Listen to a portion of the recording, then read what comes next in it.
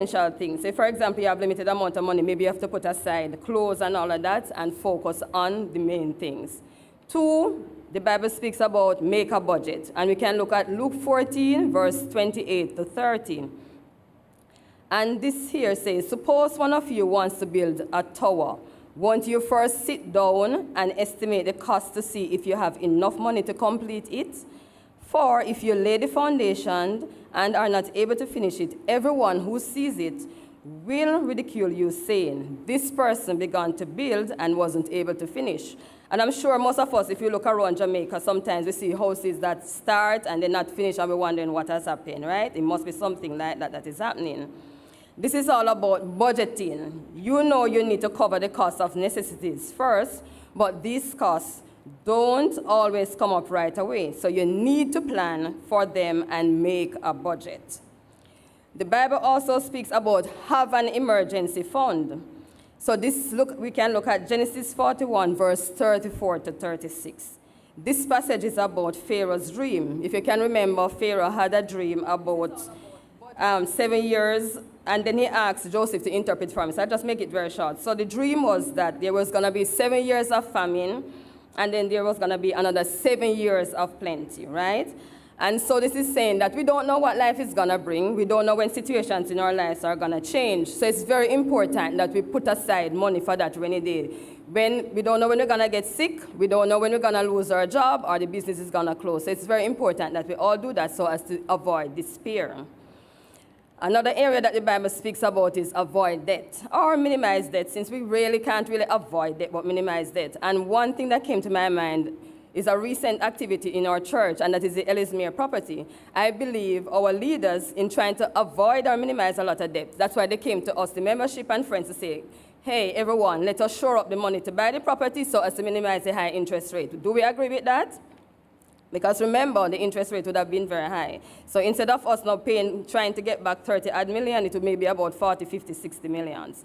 And the Bible verse that supports this says, Proverbs 22:7, the rich rule over the poor, and the borrower is slave to the lender. This proverb describes debt as a kind of slavery, and our pastor was talking about slave this morning and repatriation. Too much debt takes a toll on us, both mentally and physically. Too much debt is linked to anxiety, depression, high blood pressure, and all other types of diseases that you can think of. So it's best for us as people to try to minimize our debts. And the Bible also reminds us to be content with what we have. And Philippians 4, verse 11, Hebrews 13, verse 5 supports this. Another area that the Bible speaks about is diversify your investments, right? And this we can look at Ecclesiastes 11, verse 2 says, invest in 7 ventures, yes, in 8. You do not know what disaster may come upon the land. So, and even in Luke 8, verse 5 to 8, which speaks about the parable of the sower, we can look at that even too as diversifying. Because you don't know when you put your money into different tools, you don't know what will yield anything from what will. So it's best for us to diversify, right? Don't put our eggs in one basket. Okay, another area is make a financial plan, and this is supported by Proverbs 21, verse 5.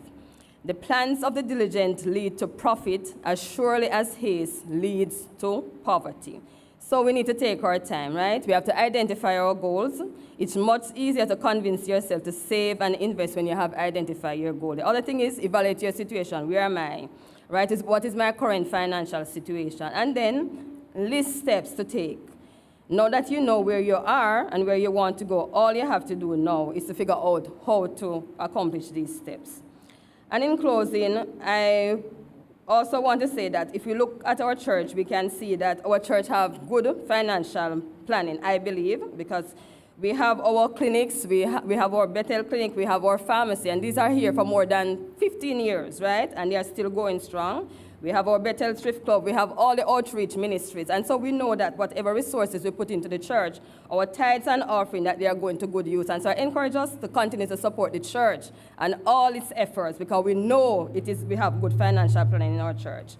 And As we go about our daily lives as people of God and not to be consumed by money, let us bear in mind, one, it is God who gives us the ability to produce wealth. And this is Deuteronomy 8, verse 18. And according to 1 Timothy 6, verse 7, we brought nothing into this world, and it is certain that we will carry nothing out. So let us be wise in what we are doing with the money that God gives us. Let us ask him to help us to manage our resources well, to care for others, to share, and so on. So let us do all things to God. Thank you.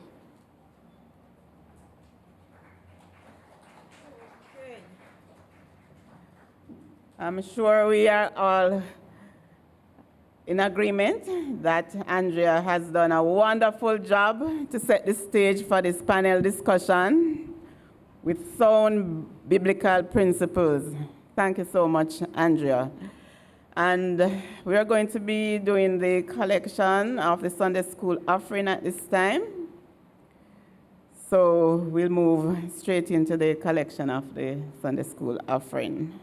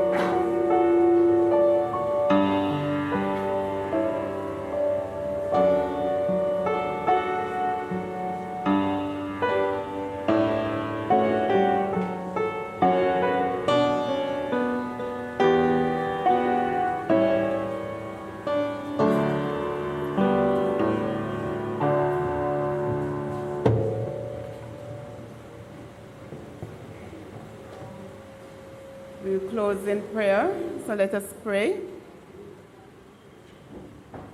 Father God, we thank you for this brief moment that we have shared as a Sunday school group. We thank you, Lord, for your continued presence, for your continued guidance, for your continued providence in every area of our lives, Lord.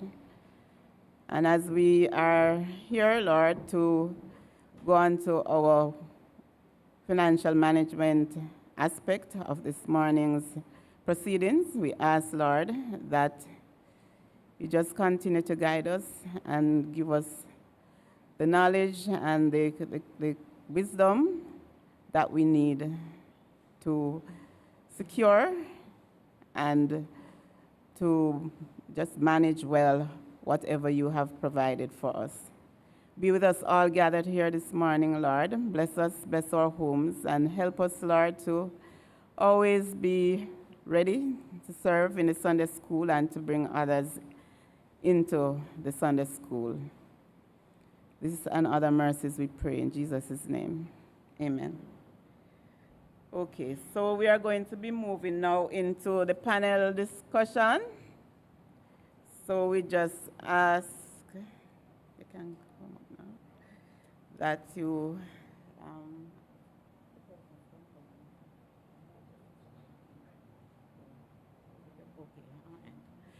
okay, so our moderator for this morning is our own Sister Carla Brown Small, and I will be, just 1 minute, I will be introducing her, and then she will take over from there. So we have short time. I'm sure there's a lot that we will be hearing, so we'll need to use the time wisely. So let me just jump into introducing Carla. So Carla Brown Small is an assistant manager in the capital markets unit at Victoria Mutual Wealth Management Limited. In her role, she mainly focuses on raising capital for businesses through debt and equity structures, for example, bonds and stocks. Carla has a Master's of Science degree in Corporate Finance from the University of the West Indies, Mona, and has 10 years of experience in the financial services industry, where she worked in the actuarial and pensions departments at Guardian Life prior to her role at VM Wealth Management Limited. In her spare time, Carla enjoys spending time with family and friends, going on adventures, and sleeping. So, without further ado, I hand over to Carla.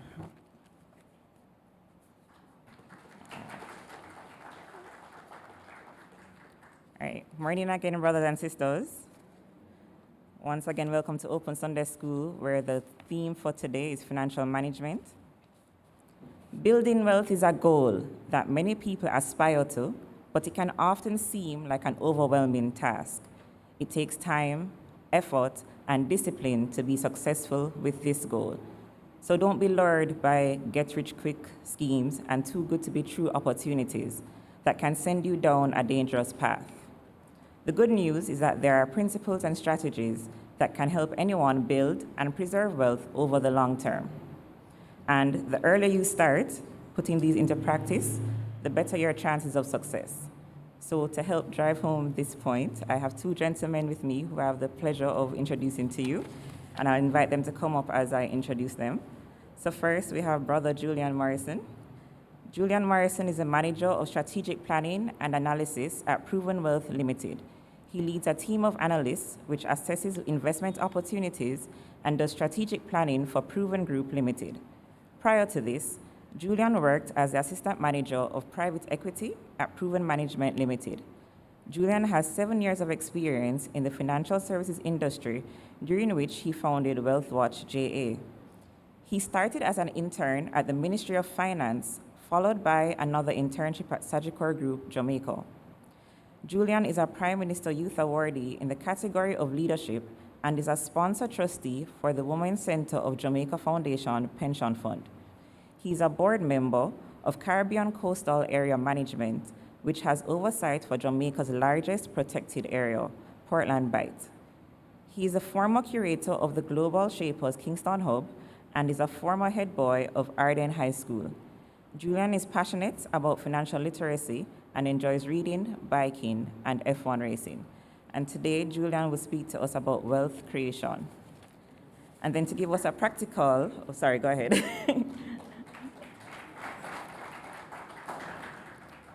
And then to give us a practical view based on his point of view from investing, we have Mr. Dwayne Campbell. So Mr. Dwayne Campbell describes himself as a layperson in the financial sector. He has been doing some trading in the US and the local market since 2019. So we look forward to hear from both presenters. We will start first with Julian, who will present to us on wealth creation, and then we'll hear from Mr. Dwayne Campbell, after which we'll have a question and answer session, time permitting. Julian?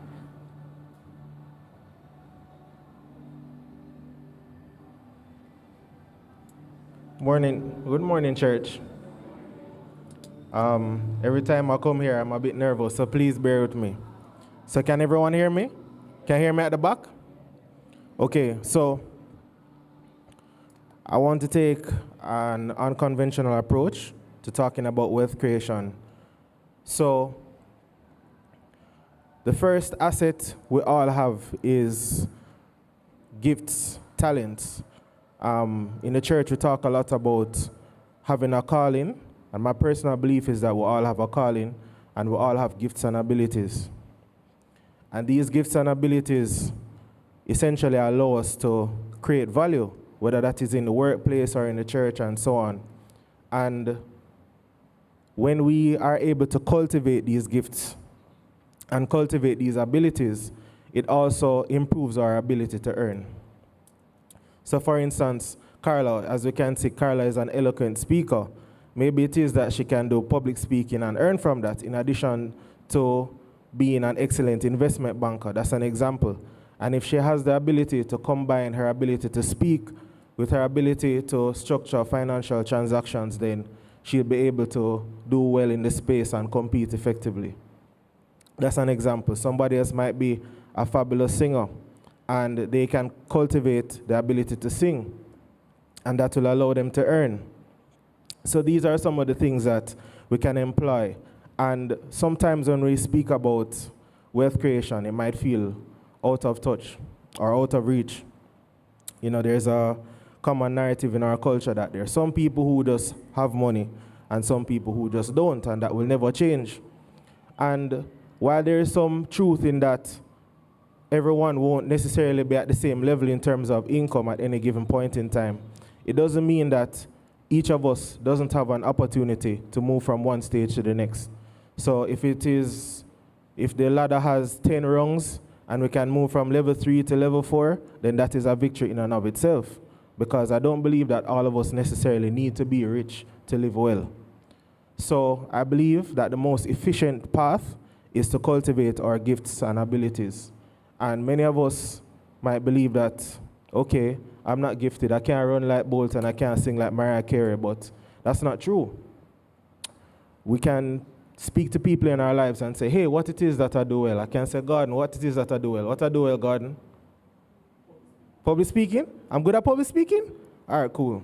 So we can conduct a similar survey in our lives and our respective circles to essentially learn about ourselves from an objective standpoint, to say, okay, this is a possible roadmap for me, because what might work for one person might not work for someone else. Somebody's path might be music, somebody's path might be athletics, somebody's path might be academic. Some people might have a combination. So I think that is the key place to start as it relates to creating wealth. The next step is education. So many times when we speak about education, we limit it to degrees.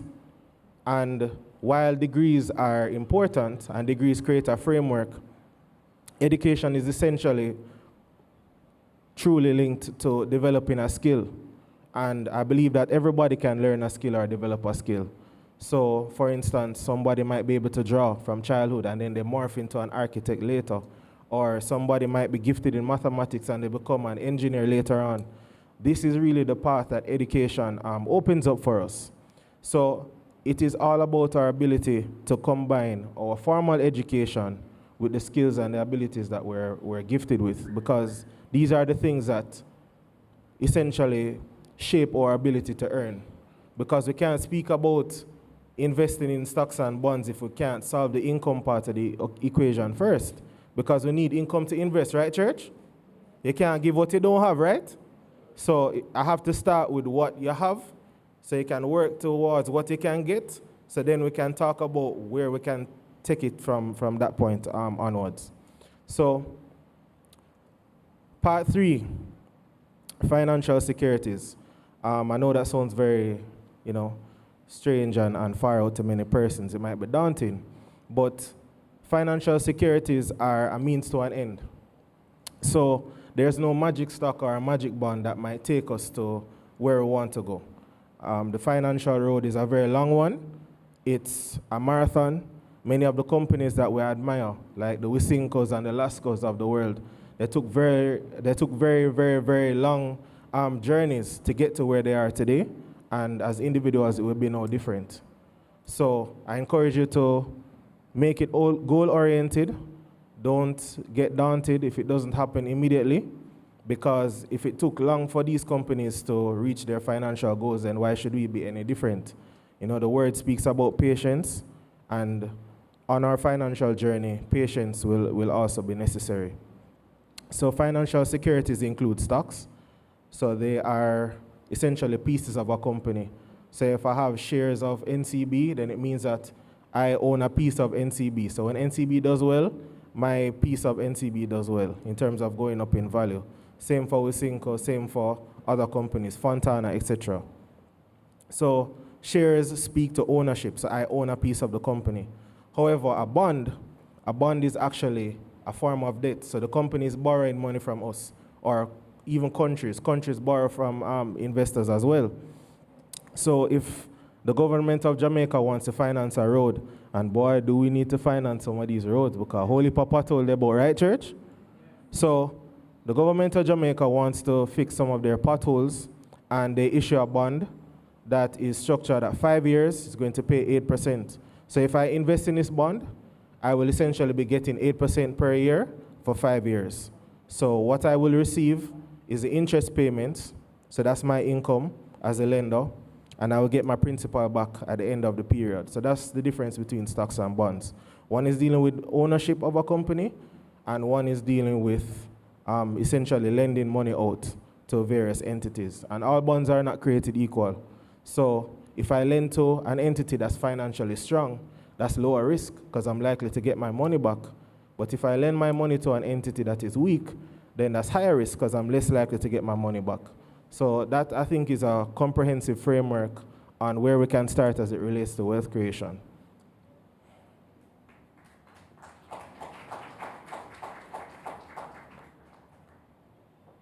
Thanks, Julian. Now I invite Mr. Dwayne Campbell to give his presentation. Hi, morning. I hope you can hear me. So I just put together a little talk, made a PowerPoint. Sorry if it's extra.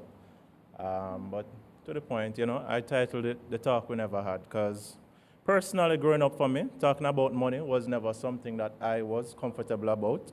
Initially, it took me a long while to be comfortable to speak, even family, friends, people that you talk about any manner of evil with, and manner of good, but, talking about money was an issue, right? And part of it is really from financial trauma. You grow up poor, everybody around you poor, then you see those people and you wonder, how the hell did they get that? And I remember moving to Kingston and I drive past a lot of these big houses with a lot of cars. And I used to say to myself, how people have so many cars. But after finishing university, this PowerPoint is going faster than I am. Could you just pause it, please? All right. After finishing university, I went by one of these big houses with a lot of cars. And I realized they were apartments. And people just own a section of them, and every car was probably individually owned. So it was a big fallacy that I was living in, but it really shaped how scared I was talking about it, because I see John come from this big house with a lot of cars, and I don't want to tell John that, boys, bus I take 2.5 hours every day, go to high school, traveling from Westmoreland to Montego Bay every day, crossing 8 rivers every day. But to the point. So who am I really doesn't matter, right? I'm just another person, like anyone here. So it doesn't change the price of rice, right? But what I am not, or what I am, is not a financial advisor. So take nothing I say here as gold or gospel. It's simply just a point of view that I'm sharing. So how to start, right? You start all questions with, why do you need money? The simplest answer is for goals. Whatever that goal might be, whether it is to just go down the road and buy a patty, or to pay for school, pay for surgery, pay for anything. You know, as the speaker previously said, that everything in life requires some amount of payment. Whether you pay with your time, you pay with your soul, you pay with money, you know, but hopefully you keep your soul for the divine realm. All right. So what are these goals? Now, goals can be short-term, long-term. That's what a lot of persons speak about, but in most cases, the goals that we are fixated on are our medium-term goals. So your short-term goals are those things that you want to get out of the way right now, within the next year or two. Long-term goals are those things that after 5 years, you start worrying about them. Your mortgage, buying that house, buying that dream car, you know, paying off the tuition that you owe for student loan bureau or wherever it is you owe it. Right? Now your medium term are, okay, school is gonna finish in 3 years. What am I going to do? Where will I live? You know, when my parents retire, what will they do? How will I finance them? How will they finance themselves? But some medium-term goals really are what rock us. And if you don't plan for those in-between goals, you know, that leads you down a really bad slope. So just a few definitions that we want to get into. So tax is what you owe the government. Fees is what you owe the person who is helping you. You know, you ask a man to buy you a juice, him come back with $50 change and him say, brother, nothing no left. That's his fee, right? The taxi man, you pay him fee to go down the road. You charter a bus, you go to the gas station, those are fees. So money that you owe to me when I give you a service. Income is whatever you earn, right? And dividend is income that is earned on a stock, while interest is income that is earned from a loan. And opportunity cost. Now, opportunity cost is whatever the gain or loss is for whatever chance you take in life. You had a friend that tell you that he want $5,000 from you because him have this brilliant idea. And you say, no, sir, I need to go to school next week. I'm not giving you my $5,000. You know, 3 years later, I'm telling you, someone else gave him that $5,000 and the business don't value $1 million. That's your opportunity cost. It never value your $5,000. You know, as opposed to, let's say you didn't give him the $5,000 and he lost it. You know, like I had a friend once, that said to me, hey, Dwayne, I have a plan. Give me $25,000 and 1 week time, I give back 50 grand. So I was planning to go to Ochi that weekend. So I said, frivolous spending, here you go. 1 week later, the man tell me, listen, that burn up. So just, let's leave it alone, no vex with me. It's my friend, so I said, fine. But I was somewhat investing. It's very casual, but that's still you investing in an idea. Or sometimes it's the person, because of who is selling the idea, you take it. Because if it was somebody else that come and say $25,000, I kiss my teeth and say, I'm mad. There's no way you can give me 50 grand in 1 week. Where you get that from? I must something I do wrong. But hey, friends, now what is your push? Your push is that reason that causes you to want to make more, cause you want to earn more, cause you want to do better. What is your push? Now your push, my push, was one Sunday evening I had a friend, she came by and we were chatting. And she's like, boy, Dwayne, what are you doing? You're just saving your money? So I said, yeah, because I come from country and I need to save money, I need to finish my mother's house, blah, blah, blah. So she said, brother, that don't make no sense. So how much you getting at the account? So I said, okay, it's under 1%. All right, they charge your fees? Yes. Is the same account you have attached to your debit card? Yes. When you swipe your debit card, it gets charged? Yes. Okay. So you don't think you make less than you gain at the end of the year? Yes. But I never thought about it like that. So they said, all right, this is what you do. If you're spending from the account, get a check-ins account. The fees are less when you swipe on that account. The maintenance fees are also less because it's an account for daily use. But if you're doing it from your savings account, they charge you because you're not supposed to be doing that from savings. Because your saving or your deposit account is what the bank takes and lend to John Tom. Now, if I take in your money to lend to John Tom, when you're cashing out money no dead, so I have to take it from somewhere else, and it costs the bank money to take it and put it where you want it. And because I'm not going to foot that bill myself, the bank pushes that bill to you, the customer. So you foot the bill, right? But life persists. Where do you start? You can start at your home, or you can start with an institution. I list some institution on the board. Forgive me for anybody that's not mentioned. I just list the ones that I use personally. So I start with JMMB. I'm not selling JMMB, but I love JMMB. Heart and soul, love JMMB.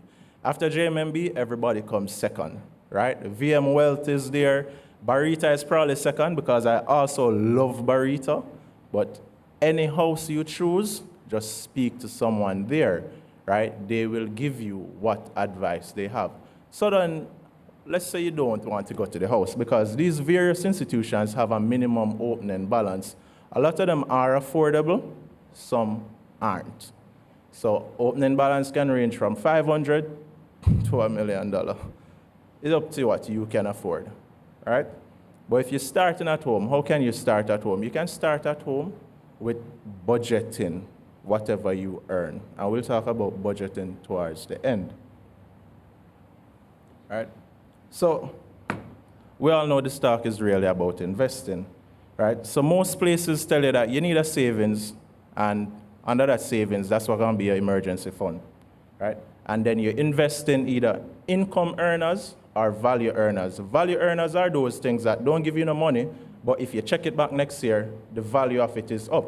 So you buy a property for $100 million, next year it's $110 million, simply because the value of land has gone up. You buy a NCB stock in 98 for $8, 2019, $254.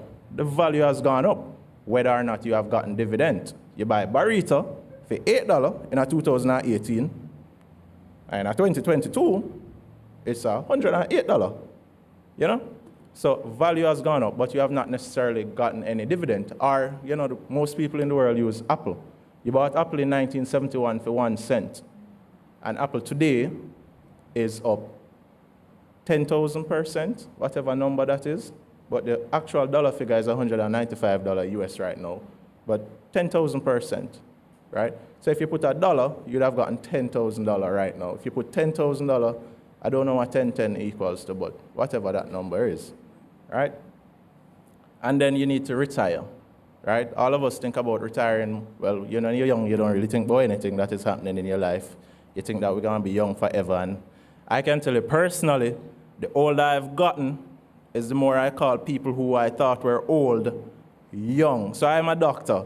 And, I remember when I just started, somebody in the 40s, I used to say middle-aged gentleman.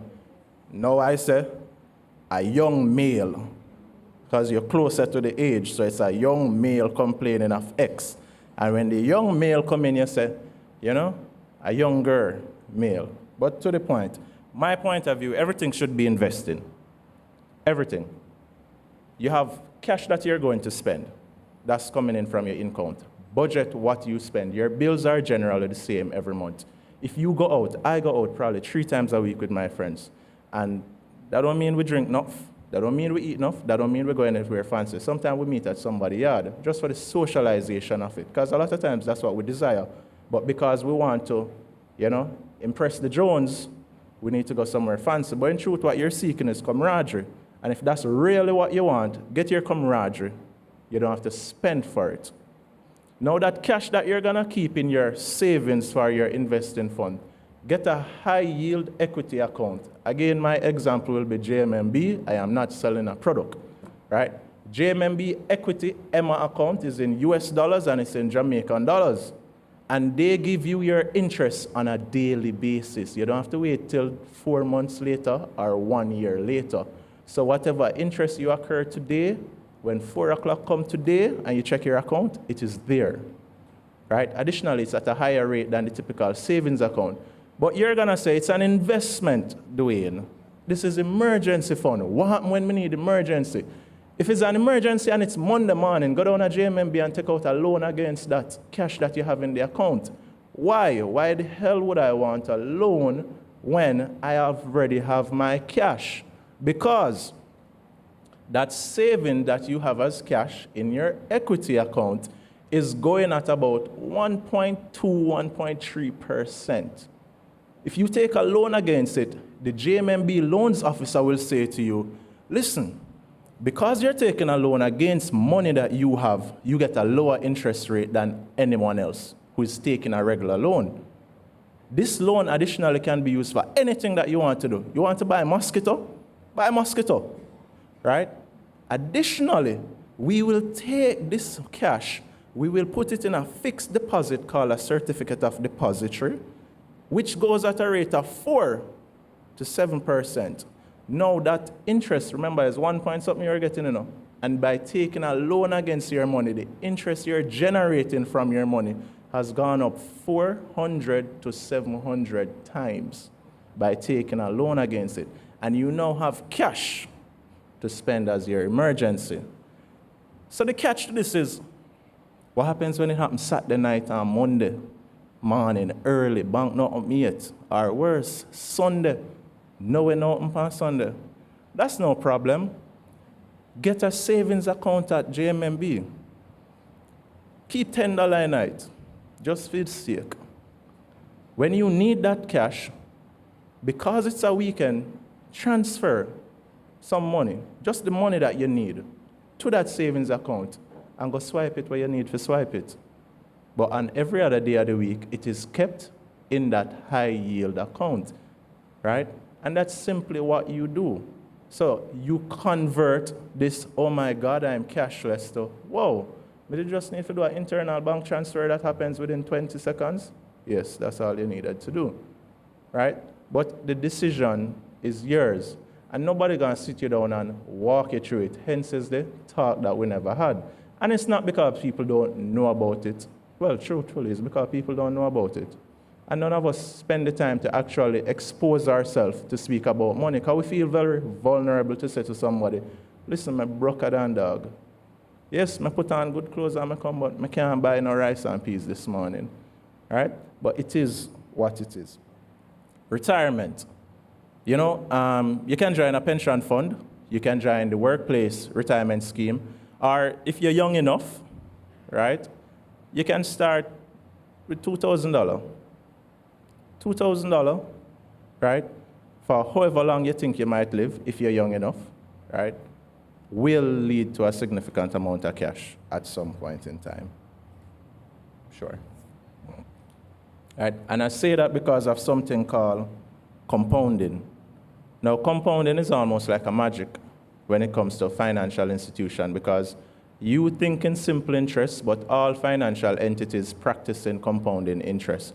When you go to courts or when you go to wherever and they tell you that, listen, if you pay on your loan, you're paying at a reducing balance, it's compounding in a different direction, down. And when you take a loan, like your credit card, which is a loan, every month that you forego payment, it compounds at that 30 or that 40%. And that's why if 3 months goes and you didn't pay the $5,000, you're now wondering why your $30,000 you owe them. Because it is going at 30% every time you didn't pay that balance. So if 30% of $5,000 going to lead to a $5,600, the next cycle is 30% of $5,600. It's no longer 30,000 of 30% of 5,000, right? And I put up a graph and a table, rather, I'm not sure if you can see it. And the top line and the bottom line, what I wanted to prove is that regardless of the rate that you're compounding at, it beats simple interest. Now, the top line shows that you had what? $10 compounding at 5% for a 40-year period. Each column is 10 years. And it took 3 10-year cycles, which is 30 years, for you to beat simple interest.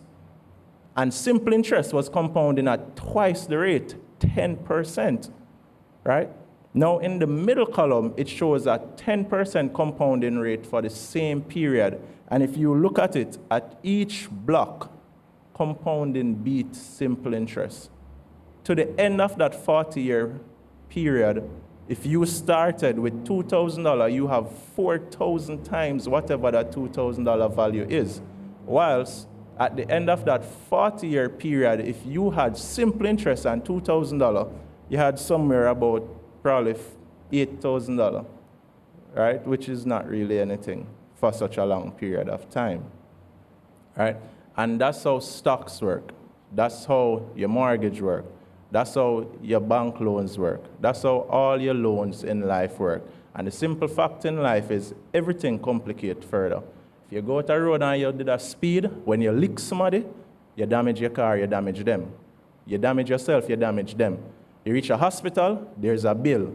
There's also a bill if the person sue you, because of your fault. Your insurance premium goes up, right? Your insurance tells us them now fix your car because of your problem. You realize it simply just kept compounding, and that's life. So if life compounds at whatever rate it is compounding at, never settle for less. Don't accept nothing simple. Simple is a waste of your time. It is simply a waste of time. All right, so how to make a portfolio? So first you need to, if you're going to do it yourself, you need to be time spent, effort, and discipline about it.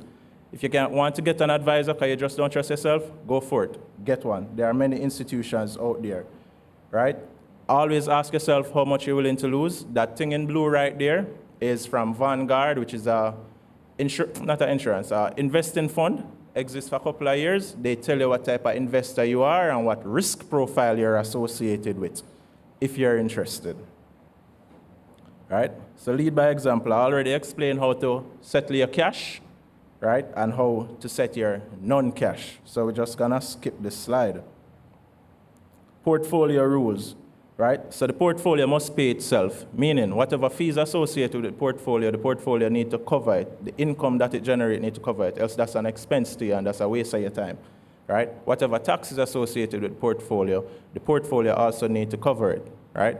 In Jamaica, fees and those things are very low, but in the US, it's tedious. I have an account with Ideal Brokers. They charge you $50 per transaction, right? That means that any transaction you do, there's a fee of that, but the fee is only charged at the end of the year. So all transaction that you do, you know that at the end of the year, you have to plan that it is covered, right? And they also charge an account maintenance fee. So that too has to be covered, right? Next thing, each asset, right, you must have a time horizon. So if you buy NCB stock and your figure is in 1 year, I should be up 10%. If you're up 1 year at 10%, take out the money. Nobody wait and say, what if? You know, miss out on nothing. You've gained your goal. Don't be greedy, right? If in 6 months it's up at your 10%, take it out then. You've gained your goal. Don't be greedy, right? Do your own research, regardless of who tell you anything. Track your money. Don't just wait for the bank to send you a statement. Look at where you're coming from, where you are. Are you on your goal? Are you on the path to getting there? Right? Again, don't fear missing out. Don't spend more than you can lose. I gave that guy the $25,000 because it was loose money anyway. All right? So, and always reassess, always rebalance. Do not love an asset. If you want to get rid of it because it's a losing or a failing thing, get rid of it. If you've gained your goal, get rid of it because you've achieved. Don't love it. And do not compare pears and apple. It was said before, not because somebody have more, it does not mean they're doing better, right? NCB in 2022 made 1% profit on their $2 trillion asset. That tantamount to $20 billion. JMMB made 6% profit, right, on their some half a trillion dollar, and it worked out to more than NCB did. So don't compare, right, because you probably doing better than the next man. Him just make more money than you because him do 1% of 2 trillion rather than 6% of 500 billion. All right? That is it. Thank you. All right, thank you, Dwayne. All right, we're short on time, so I'll just jump straight into questions. We had 2 questions from YouTube, so I'll go first. Please speak to the relationship between tax planning and investment. Please speak to the relationship between tax planning and investment. You want to take that one? All right.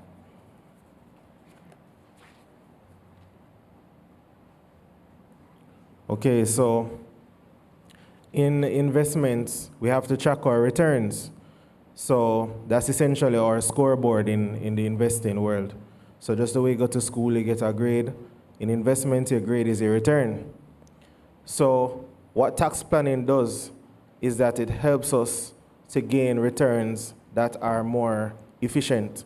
So there are two different types of return. There's a gross return before tax, and then there's a net return after tax. So if it is that I get $100 in dividends, government of Jamaica is going to recognize that as income, and what is due to Caesar is due to Caesar. So they're going to charge income tax on my dividend income, and as a result, I'll only end up with about $75 because of the income tax.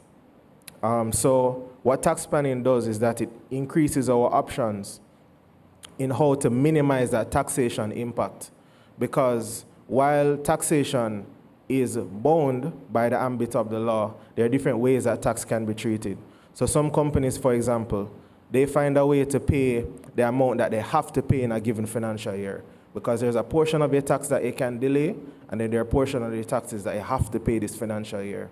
So for instance, if you have a bad year and you only make half of what you expect to make, then you're going to say, boy, how can I talk to my accountant to reduce my tax impact? That's how companies manage their taxes and how they deliver returns to shareholders. And it's the same for us. When you speak to a tax planner, it's about reducing the taxation impact on the income that you can earn.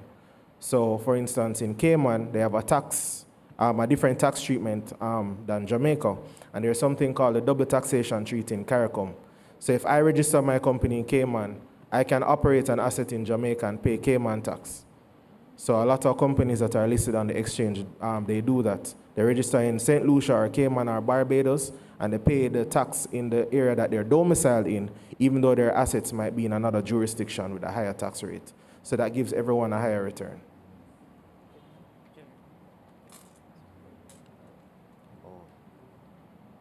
And just to add to that, not respect to your assets per se, but with respect to your income. So a company pays tax after they clear their expense. But for us, we are taxed before we get to our income, so our expense is part of that net income. Now what you can do to make that just a smoother transition or a bit more efficient is having an actual pension. So the pension is taken out before tax is calculated. So in turn, it reduces the tax that you pay. And what it does for people that have a large salary, it actually gives you more money in your net. All right, thanks for that, Juliana and Dwayne. All right, so we have one more question because we have like a minute left.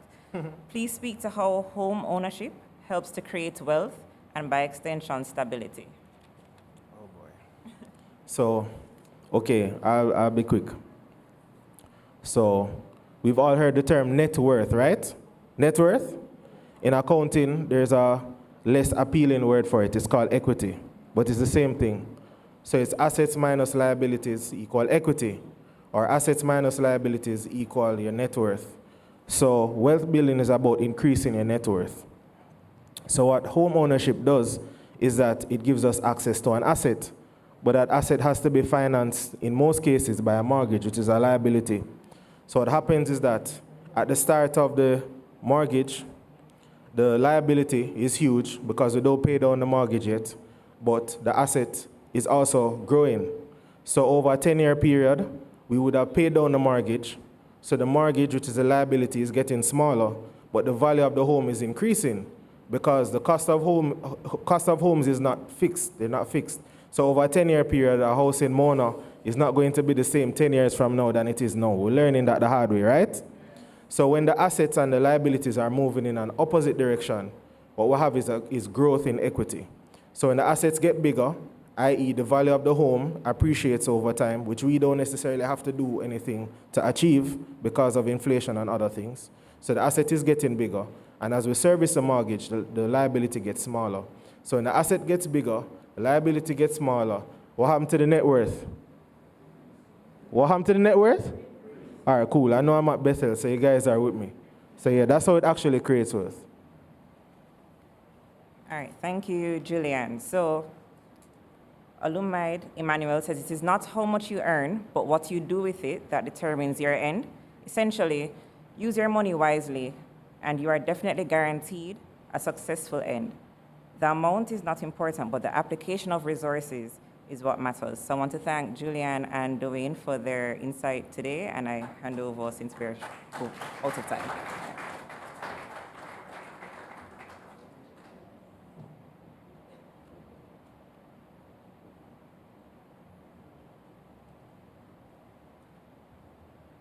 Okay, wonderful. I'm sure that we are all better able now to manage our resources, the money that we have, and we don't keep it under the mattress or, go and invest in some shady schemes, right? We are all better able to do that now. Thanks so much to our two panelists, and thanks also to our worthy moderator, Carla. We're now going to have the vote of thanks. Zachary Walker will do the vote of thanks at this time.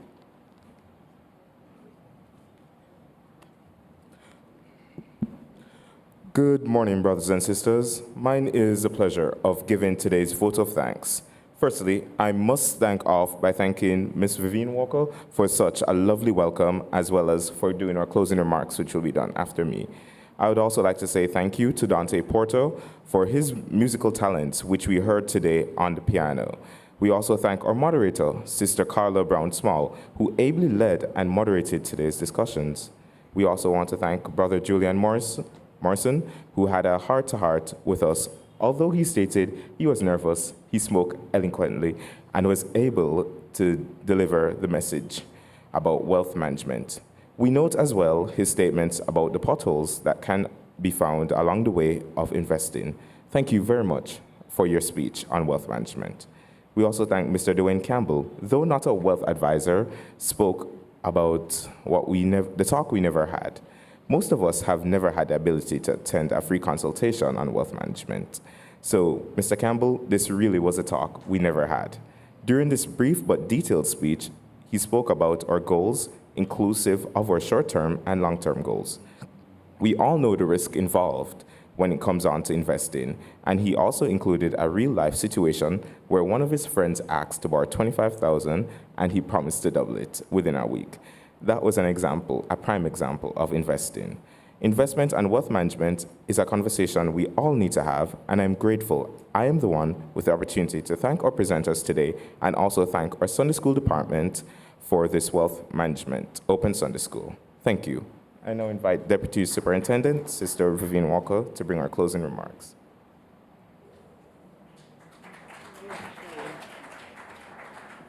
All right, and thank you, Zachary, for thanking everybody. So we are at the end of our panel discussion. I'm not sure if there are persons in the audience who would have had questions and didn't get a chance. So the two panelists are still here.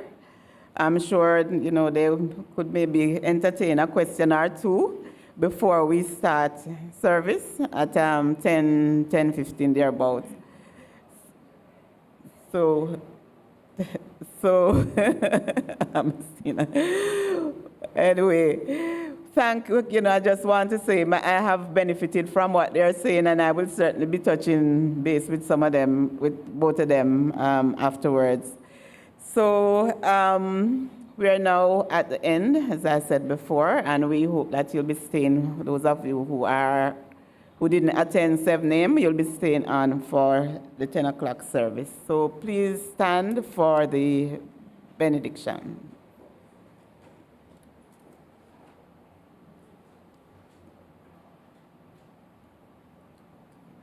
The Lord bless you and keep you. The Lord make his face to shine upon you and be gracious unto you. The Lord lift up his countenance upon you and give you peace, this day and forevermore. Amen.